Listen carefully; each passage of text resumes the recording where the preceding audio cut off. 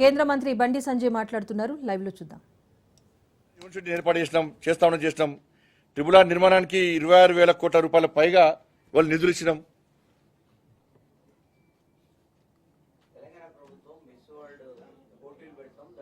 Budget కానీ అని అర్థం వాటి సబ్జెక్ట్ అన్న బడ్జెట్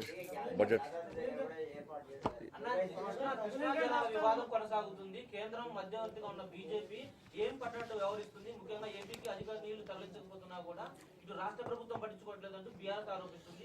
ఇందులో కేంద్రం జోక్యం చేసుకోవాలా, కేంద్రం పట్టించుకోవట్లేదంటూ రాష్ట్ర ప్రభుత్వం ఆరోపిస్తుంది. అసలు కేంద్రం ఎలా వ్యవహరిస్తుంది వ్యవహారం? ఇవాళ దక్షిణ తెలంగాణ ఎడారి కావడానికి కారణము మొట్టమొదట కాంగ్రెస్, నెక్స్ట్ బీఆర్ఎస్. ఈ రెండు పార్టీలు ప్రధాన బాధ్యత వహించాల్సి వస్తుంది. కృష్ణా జలాల విషయంలో ఆ ప్రాంతానికి అన్యాయం జరుగుతుందని చెప్పి మొట్టమొదట బహిర్గతం చేసింది Bharatiya Janata party. Apex council సమావేశాన్ని ఏర్పాటు చేయించింది Bharatiya Janata party. Apex council సమావేశంలో అబద్ధాలు చెప్పే ప్రయత్నం చేసిండు అప్పటి రాష్ట్ర ముఖ్యమంత్రి కేసీఆర్ గారు. మేము అనేక సందర్భాల్లో అడిగిన ప్రశ్నలకు సమాధానం చెప్పకుండా దాట వేసిండు అప్పటి ముఖ్యమంత్రి కేసీఆర్ గారు. మేము అప్పుడు స్పందించినప్పుడు అన్యాయం జరుగుతుంది, మొత్తం నల్గొండ, రంగారెడ్డి, మహబూబ్నగర్, ఖమ్మం కొంత ప్రాంతం అంతా కూడా ఎడారి గురవుతుంది అని చెప్పి మేము మాట్లాడినప్పుడు అన్ని మూసుకొని కూర్చున్నది కాంగ్రెస్ పార్టీ వాళ్ళు.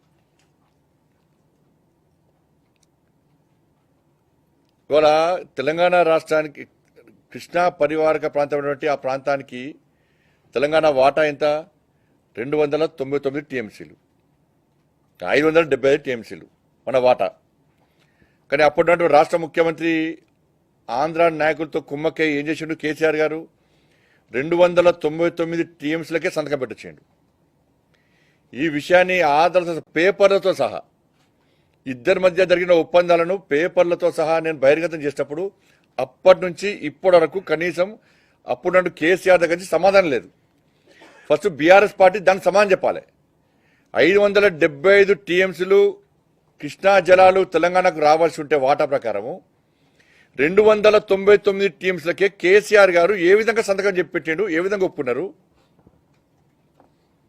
ఇది మోసం చేసినట్టు కాదా?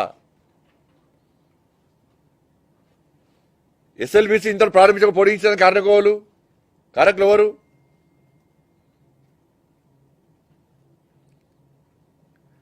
కాబట్టి కృష్ణా జల విషయంలో ఆ ప్రాంతానికి, ఆ ప్రాంత ప్రజలకు రెండు పార్టీలు క్షమాపణ చెప్పాలి.